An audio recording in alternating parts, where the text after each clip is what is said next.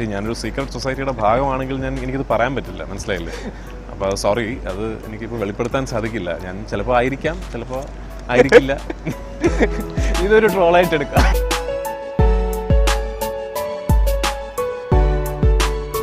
നടനും സംവിധായകനും നിർമ്മാതാവും ഇപ്പോൾ ഡിസ്ട്രിബ്യൂട്ടറുമായ പൃഥ്വിരാജ് സുകുമാരനാണ് ഇന്ന് ഇന്ത്യ ഗ്ലിറ്റ്സിലുള്ളത്. Sir, welcome to India Glitz. Thank you so much. Nine എന്നൊരു സിനിമയാണ് ഇപ്പോൾ ചെയ്യുന്നത്, ആദ്യത്തെ പ്രൊഡക്ഷനാണ്. ഇപ്പം നയൻ എന്നൊരു ലെറ്റർ തന്നെ ഒരുപാട് മീനിങ് ഉള്ളൊരു ലെറ്ററാണ് നയൻ. അതിൽ എന്ത് മീനിങ് ആണ് ഈ സിനിമയ്ക്കകത്ത്? സ്ട്രെയിറ്റ് ഫോർവേഡ് ആയിട്ട് പറയുകയാണെങ്കിൽ ഈ 9 ന്യൂമറിക്കലിന് ഈ സിനിമയായിട്ടുള്ള സിഗ്നിഫിക്കൻസ് എന്ന് പറഞ്ഞാൽ 9 ദിവസങ്ങൾ നീണ്ടു നിൽക്കുന്നൊരു വലിയ ഗ്ലോബൽ ഇവൻറ്റിൻ്റെ പശ്ചാത്തലത്തിൽ പറയപ്പെടുന്ന ഒരു കഥയാണ്. അപ്പോൾ ആ 9 ദിവസങ്ങൾ എന്നുള്ളതാണ് ഈ 9 എന്ന് പറഞ്ഞ ന്യൂമറിക്കലിൻ്റെ സ്ട്രെയിറ്റ് ഫോർവേഡ് ആയിട്ടുള്ള മീനിങ്. പിന്നെ ഓഫ് കോഴ്സ് അത് ആ ഫോണ്ട് ഡിസൈൻ ചെയ്യപ്പെട്ടിരിക്കുന്നത് ഒരു മുടി അഴിച്ചിട്ടിരിക്കുന്ന ഒരു പെൺകുട്ടിയുടെ രൂപത്തിലാണ്. അതൊക്കെ എന്തുകൊണ്ടാണെന്നുള്ളത് സിനിമ കാണുമ്പോൾ പ്രേക്ഷകന് മനസ്സിലാവേണ്ട കാര്യങ്ങളാണ്. ഈ ആൽബർട്ടും മകനും ഇപ്പോൾ ജോഷയുടെ അപ്പനും ഫാദേഴ്സ് ഡേയുടെ അന്നൊരു കുറിപ്പിട്ടിട്ടുണ്ടായിരുന്നു ഇൻസ്റ്റാഗ്രാമിൽ. അതെ, അപ്പൻ മകൻ സ്നേഹം എനിക്ക് കുറച്ച് കാണുന്നുണ്ട് സിനിമയിൽ. അത് എത്രത്തോളം ഈ സിനിമയിൽ? ഇതിൽ ആക്ച്വലി അത്ര സ്ട്രെയിറ്റ് ഫോർവേഡ് ആയിട്ടുള്ളൊരു സാധാരണത്വം നിറഞ്ഞൊരു അച്ഛൻ മകൻ ബന്ധമല്ല, ഒരു ട്രബിൾഡ് റിലേഷൻഷിപ്പാണ്.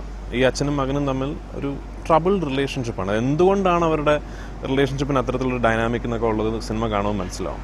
അങ്ങനെ ഓൾറെഡി ട്രബിൾഡ് ആയിട്ടുള്ള ഒരു അച്ഛൻ്റെയും മകൻ്റെയും റിലേഷൻഷിപ്പിനിടയിലേക്ക് ഈ 9 ദിവസങ്ങളുടെ കാലയളവിൽ കടന്നു വരുന്ന കുറച്ച് കഥാപാത്രങ്ങളും അതിലൂടെ അവരുടെ ബന്ധത്തിൽ ഉണ്ടാകുന്ന ചില മാറ്റങ്ങളും ഒക്കെയാണ് സിനിമയുടെ കഥയുടെ ഒരു ഫാസറ്റ്. ഒരു ഇമോഷണൽ റോളർ കോസ്റ്റർ കൂടിയാണ് ഈ സിനിമ. കാരണം ഒരുപാട് ഇമോഷണൽ ഹൈ പോയിന്റ്സ് ഒക്കെ ഉള്ളൊരു നറേറ്റീവ് കൂടിയാണ് ഈ എസ്പെഷ്യലി അച്ഛനും മോനും തമ്മിൽ. ഇന്ദ്രജിത് സുകുമാരൻ ലൂസിഫറിൽ ഒരു ക്യാരക്ടർ ചെയ്യുന്നു. ബ്രദർ ഒരു ആക്ടറായിട്ട് ഒരു ഡയറക്ടറിന്റെ പോയിന്റ് ഓഫ് വ്യൂവിൽ എങ്ങനെയാണ്? ഗംഭീര നടനാണ്, കൂടുതലൊന്നും പറയാനില്ല. ഇല്ല, is an outstanding actor actually. ലൂസിഫറിൽ ഇന്ദ്രജിത്ത് ചെയ്തിരിക്കുന്ന കഥാപാത്രം it's a really fine performance. അത് ഒരുപക്ഷെ കാണുന്ന പ്രേക്ഷകന് എനിക്ക് എങ്ങനെ തോന്നുന്നു എനിക്കറിയില്ല, പക്ഷേ as an actor I know that it is not an easy character to pull off and he's nailed it. ഇപ്പോൾ ലൂസിഫർ എന്ന സിനിമ, ലാലേട്ടൻ എന്നുള്ളൊരു ആക്ടർ, അതിനെക്കുറിച്ച് പറയാം. ലാലേട്ടൻ എന്ന് പറഞ്ഞ ആക്ടറെ പറ്റി ഞാൻ പറഞ്ഞിട്ട് വേണോ മലയാളി അറിയാൻ? എനിക്ക് ആക്ച്വലി ഭയങ്കര ഡിലൈറ്റ്ഫുൾ എക്സ്പീരിയൻസ് ആയിരുന്നു ലാലേട്ടനെ ഡയറക്റ്റ് ചെയ്യുന്നത്. ഫസ്റ്റ് ഡേ ഷൂട്ടിംഗ് തുടങ്ങിയ ഫസ്റ്റ് ഷോട്ടിന് പുള്ളിക്കാരൻ ക്യാമറയ്ക്ക് മുമ്പ് വന്നിട്ട് ചോദിക്കുന്നത്, സാർ ഞാൻ എന്താ ചെയ്യേണ്ടത് എന്നാണ്. അവർക്ക് നന്നായിട്ട് അറിയാം എന്താ ചെയ്യേണ്ടതെന്ന്, പക്ഷേ എന്നാലും ഡയറക്ടർ പോയി പറഞ്ഞാൽ അത് എനിക്ക് മനസ്സിലായെന്താ വെച്ചാൽ അത് ഡയറക്ടർ പറയുന്നത് കേൾക്കുന്നത് ലാലേട്ടൻ്റെ പ്രോസസ്സിൻ്റെ ഭാഗമാണ്. ഞാൻ പോയി പറയണം, ചേട്ടാ ഈ ഷോട്ട് ഇങ്ങനെയാണെന്ന് പറയുമ്പോൾ അതിങ്ങനെ ഇൻറ്റൻറ്റ് ആയിട്ട് കേൾക്കും. ഓക്കെ ഇനി ഞാൻ ഏറ്റവും കൂടുതൽ ലൂസിഫറിൽ എൻജോയ് അത് ലാലേട്ടൻ്റെ കാര്യത്തിൽ മാത്രമല്ല, ലാലേട്ടൻ്റെ കാര്യത്തിൽ പ്രത്യേകിച്ചും ആക്ടേഴ്സിൻ്റെ ഒരു വളരെ പ്രൈവറ്റ് ആയിട്ടുള്ളൊരു സ്പേസ് ഉണ്ട്.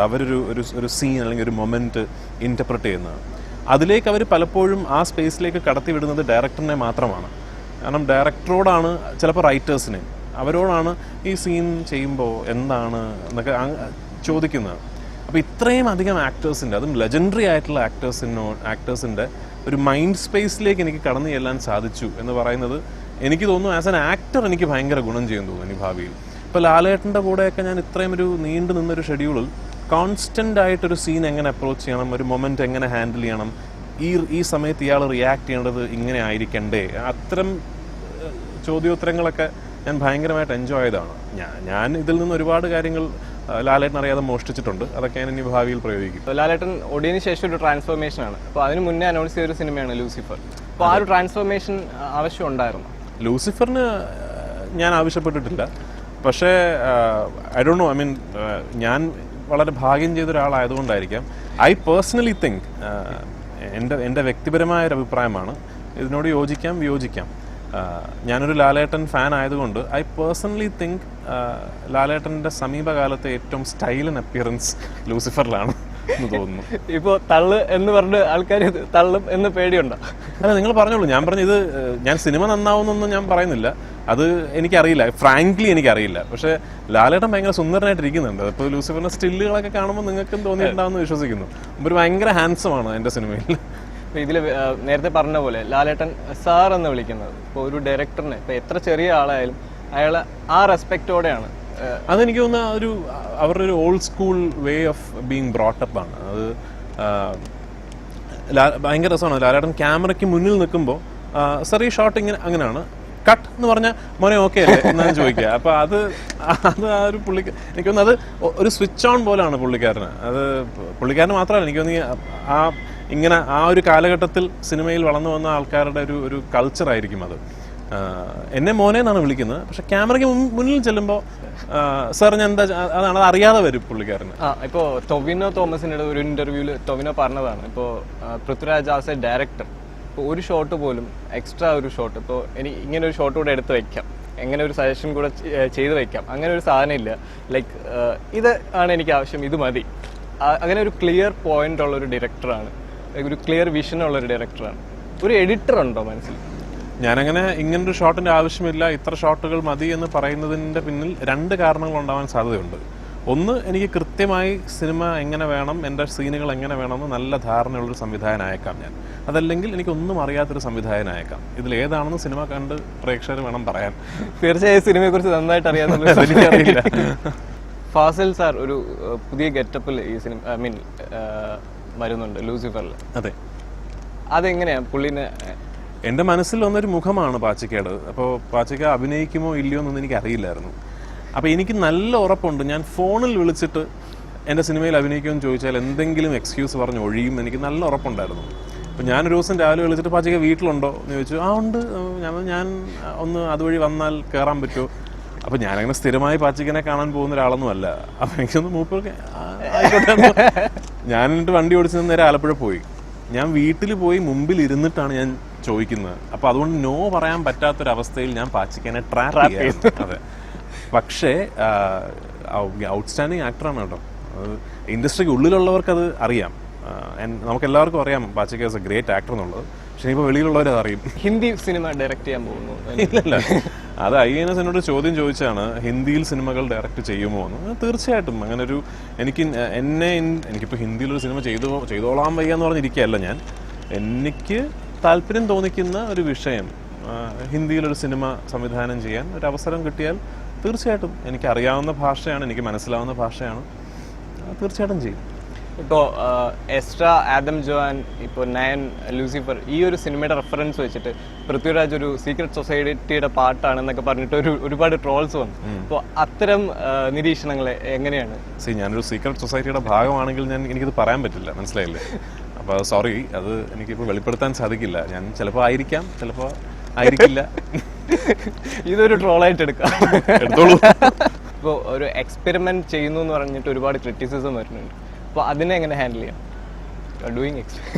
ഹാൻഡിൽ ചെയ്യാറില്ല. ഇപ്പോൾ എനിക്കിഷ്ടപ്പെട്ട സിനിമകൾ ഞാൻ ചെയ്യുന്നു, അതിൽ ചിലത് വർക്കാവുന്നു, ചിലത് വർക്കാവുന്നില്ല.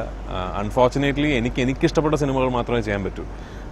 ഇപ്പോൾ ഒരു കൂട്ടം പ്രേക്ഷകർ എന്നോട് ഇത്തരത്തിലുള്ള സിനിമ ചെയ്യൂ, ഞങ്ങൾക്ക് ഇതാണ് ഇഷ്ടം എന്ന് പറഞ്ഞാൽ അത് അങ്ങനെ ചെയ്യാൻ പറ്റില്ലല്ലോ. എന്ന് പറയുന്നതോടൊപ്പം തന്നെ എനിക്ക് എല്ലാത്തരം സിനിമകളും ഇഷ്ടമാണ്. അത് ഞാൻ കേൾക്കുന്ന കഥകൾ ആ പ്രോജക്റ്റുകൾ നടക്കുന്ന ഓർഡറിൽ നടക്കുന്നു എന്ന് മാത്രം. ഇപ്പോൾ ഞാൻ അടുത്ത ചെയ്യാൻ പോകുന്ന സിനിമ ഒരു അക്ബർ ആന്റണി പോലെയൊക്കെ ഒരു സിനിമയാണ്. അപ്പോൾ കലാഭവൻ ഷാജോൺ ഡയറക്റ്റ് ചെയ്യുന്ന ബ്രദേഴ്സ് ഡേ എന്ന് പറഞ്ഞൊരു സിനിമ. അത് ഈ ഫൈറ്റും പാട്ടും ഒക്കെ ഉള്ളൊരു സിനിമയാണ്. ഞാൻ അതും ഭയങ്കരമായിട്ട് എൻജോയ് ചെയ്യുന്ന ആളാണ്. ഷാജോൻ ചേട്ടൻ പറഞ്ഞു, പൃഥ്വിയുടെ അടുത്ത് കഥ പറഞ്ഞപ്പോൾ ഷാജോൻ ചേട്ടൻ തന്നെ ചെയ്യണം എന്ന്. ഷാജോൻ ആക്ച്വലി എന്നോട് കഥ പറയാൻ വന്നത് ഇത് ആരെ കൊണ്ട് ഡയറക്റ്റ് ചെയ്യിപ്പിക്കാം എന്ന് ചോദിക്കാനാണ്. പക്ഷേ മൂപ്പര് സ്ക്രിപ്റ്റ് എഴുതിയിരിക്കുന്നത് ഷോർട്ടൊക്കെ ഡിവൈഡ് ചെയ്തിട്ടാണ്. അപ്പോൾ ഞാൻ പറഞ്ഞത് ഇങ്ങനെ എഴുതിയിട്ട് വേറൊരാളുടെ കയ്യിൽ കൊടുത്താൽ നിങ്ങൾ ഫ്രസ്ട്രേറ്റഡ് ആവുകയുള്ളൂ. കാരണം അത് എഴുതിയിരിക്കുന്നത് ഷോർട്ട് ഡിവിഷൻ വെച്ചിട്ടാണ് സ്ക്രിപ്റ്റ് എഴുതിയിരിക്കുന്നത്. ഇത് ഇങ്ങനെ എഴുതാൻ പറ്റിയാൽ എന്തുകൊണ്ടും സംവിധാനം ചെയ്യാനും പറ്റും എന്ന് പറഞ്ഞു. അങ്ങനെയാണ് ഷാജോൻ സ്വന്തമായിട്ട് ചെയ്യാൻ തീരുമാനിക്കുന്നത്. ഈ വർഷം തന്നെ ഷൂട്ട് ചെയ്യും? ഈ വർഷം തന്നെ ഉണ്ടാവും. ഇപ്പോൾ രജനി സാറിൻ്റെ ഫിലിം പേട്ടയാണ് ആദ്യമായിട്ട് ഡിസ്ട്രിബ്യൂട്ട് ചെയ്യുന്നത് അല്ലേ? എങ്ങനെയാണ് ആ ഒരു സിനിമയിലോട്ട്? ആക്ച്വലി എനിക്കതിൻ്റെ ഒരു ഓപ്പർച്യൂണിറ്റി വന്നെത്തുന്നത് ലിസ്റ്റിൻ സ്റ്റീഫൻ വഴിയാണ്. ലിസ്റ്റിനാണ് എന്നോട് ഇങ്ങനൊരു ഓപ്പർച്യൂണിറ്റി ഉണ്ട്, ഇത് പാർട്ട്ണർഷിപ്പിൽ ചെയ്യാൻ താല്പര്യമുണ്ടോ, രാജു ഇതില്ലെങ്കിൽ ഞാനത് ഒറ്റയ്ക്ക് ചെയ്യും എന്നാണ് പറഞ്ഞത്. ഞാൻ കാർത്തിക് സുബ്രാജിൻ്റെ വലിയൊരു ഫാനാണ്. ഞാൻ അയാളുടെ ഫിലിം മേക്കിങ്ങും അയാളുടെ സെൻസ് ഓഫ് സിനിമയൊക്കെ എനിക്ക് ഭയങ്കര ഇഷ്ടമാണ്. പിന്നെ ഓഫ് കോഴ്സ് എല്ലാവരെ പോലെ രജനീകാന്ത് ഫാനുമാണ്. അപ്പോൾ എനിക്ക് അന്ന് പടം ഇറങ്ങുന്നതിന് മുമ്പേ എനിക്കറിയാമായിരുന്നു ഇത് നന്നാവാൻ സാധ്യതയുണ്ട്. കാരണം കാർത്തിക് രജനി സാറിനെ വെച്ചിട്ടൊരു ഔട്ട് ആൻഡ് ഔട്ട് ഒരു മാസ് എൻ്റർടൈനർ ചെയ്യുമ്പോൾ അതിനകത്തൊരു രസമായിരിക്കുന്നത്.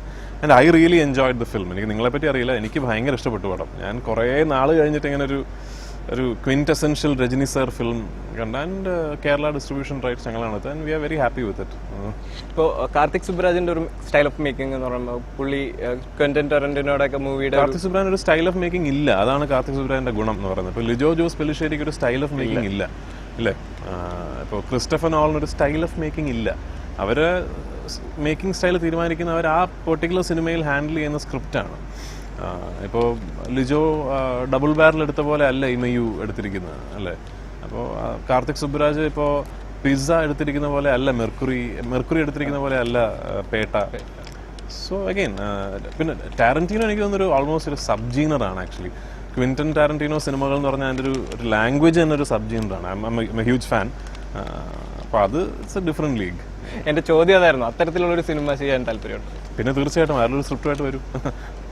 ഇപ്പോൾ ആസ് എ പ്രൊഡ്യൂസറൊക്കെ ഇങ്ങനെ മുന്നോട്ട് ഇറങ്ങുമ്പോൾ മല്ലിക മാമിൻ്റെ സപ്പോർട്ടൊക്കെ എങ്ങനെ? അമ്മയുടെ അനുഗ്രഹമുണ്ട് തീർച്ചയായിട്ടും. അമ്മയുടെ അനുഗ്രഹവും പ്രാർത്ഥന എന്തായാലും ഉണ്ടാകണമല്ലോ, അതില്ലെങ്കിൽ ഒന്നും നടക്കില്ല. തീർച്ചയായിട്ടും അമ്മയുടെ അനുഗ്രഹവും പ്രാർത്ഥനയുണ്ട്. പിന്നെ ഓഫ് കോഴ്സ് അമ്മയുടെ സപ്പോർട്ടുണ്ട്. മധുര രാജയിൽ ആൾക്കാർ ഒരുപാട് എക്സ്പെക്ട് ചെയ്തിട്ടുണ്ടോ സെക്കൻഡ് പാർട്ടിൽ പൃഥ്വിരാജിൻ്റെ ഒരു പ്രസൻസ്? അൺഫോർച്ചുനേറ്റ്ലി ഞാനില്ല. I would have loved. എനിക്ക് ഭയങ്കര ഇഷ്ടപ്പെട്ടെന്നെ ഞാൻ ആ സിനിമയിൽ ഉണ്ടെങ്കിൽ. കാരണം ഞാൻ ഭയങ്കരമായിട്ട് എൻജോയ് ചെയ്തൊരു സിനിമയാണ് പോക്കിരി രാജ. അഭിനയിക്കുമ്പോഴും ഒക്കെ ഭയങ്കരമായിട്ട് എൻജോയ് ചെയ്തൊരു സിനിമയാണ്. പക്ഷേ അൺഫോർച്ചുനേറ്റ്ലി മധുര രാജയിൽ ഞാനില്ല. എന്നെ അതിലേക്ക് ക്ഷണിച്ചിട്ടുമില്ല.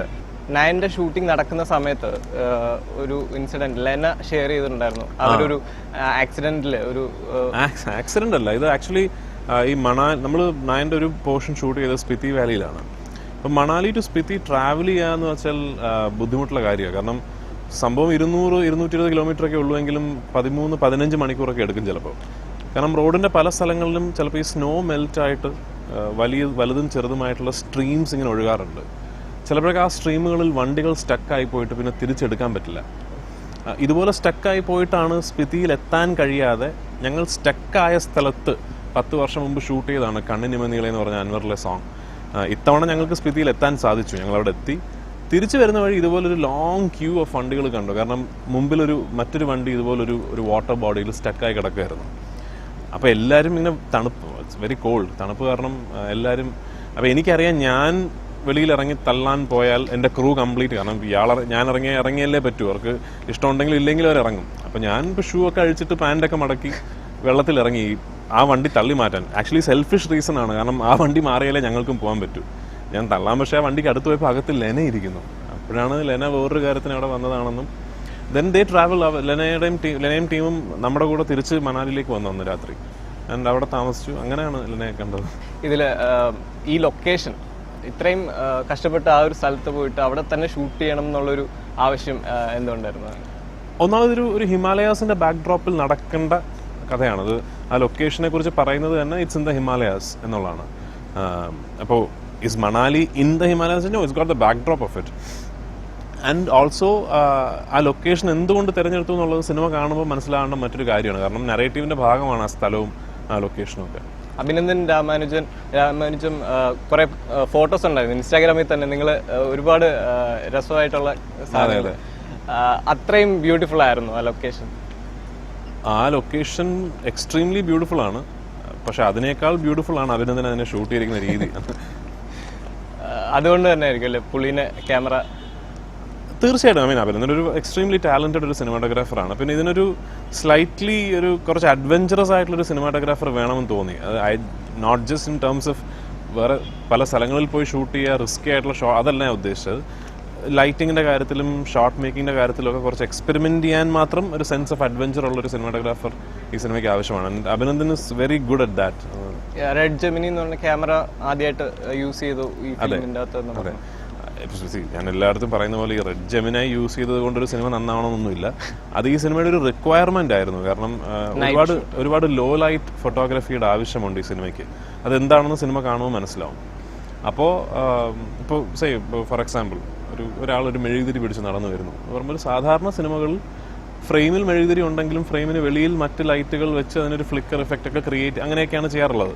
അപ്പോൾ ഞങ്ങൾ ചർച്ച ചെയ്തത് അത് ഒഴിവാക്കിയിട്ട് ശരിക്കും ഒരു മെഴുകുതിരിയുടെ വെളിച്ചത്തിൽ എങ്ങനെയാണ് പ്രേക്ഷകനെ ഈ വിഷ്വൽ കാണിക്കാൻ പറ്റുക എന്ന് പറയുമ്പോൾ അതിന് അത്രയും ലാറ്റിറ്റ്യൂഡുള്ള അത്രയും എക്സ്പോഷർ ലെവൽസ് ലോ എക്സ്പോഷർ ലെവൽസിൽ നോയ്സ് ഇല്ലാതെ ഷൂട്ട് ചെയ്യാൻ പറ്റുന്ന ക്യാമറാസ് വേണം. ഇപ്പം നയൻ എന്ന സിനിമയ്ക്കകത്തുള്ള മ്യൂസിക് ഇതിൽ 2 പാട്ടുകളാണുള്ളത്. അത് സിനിമയ്ക്കുള്ളിൽ സിനിമയുടെ നറേറ്റീവിൻ്റെ ഭാഗമായിട്ട് വരുന്ന ഒരു സോങ്ങാണ്, അതൊരു ലവ് സോങ് ആണ്. മറ്റേതൊരു തീം സോങ് പോലെയാണ്, അത് എൻ ടൈറ്റിൽസിലും പിന്നെ പ്രൊമോഷണൽ കാര്യങ്ങളൊക്കെ നിങ്ങൾ പാട്ട് കേൾക്കും. പാട്ടുകൾ രണ്ടും ചെയ്തിരിക്കുന്ന ഷാൻ റഹ്മാനാണ്. ഓഫ് കോഴ്സ് ഷാൻ്റെ എസ്പെഷ്യലി ഇതിൻ്റെ ലവ് സോങ് എനിക്കൊന്ന് ഭയങ്കരമായിട്ട് വർക്ക് ആകും എന്ന് തോന്നുന്നു. എനിക്ക് ഷാൻ്റെ ഒരു ഷാൻ്റെ ഏരിയ ആണല്ലോ ഈ ലവ് സോങ്സ് എന്ന് പറഞ്ഞാൽ. It's a really nice track and നന്നായിട്ട് ഷൂട്ട് ചെയ്യാനും സാധിച്ചു. ഡൽഹിയിലാണ് അത് ഫുൾ പാട്ട് ഷൂട്ട് ചെയ്തിരിക്കുന്നത്.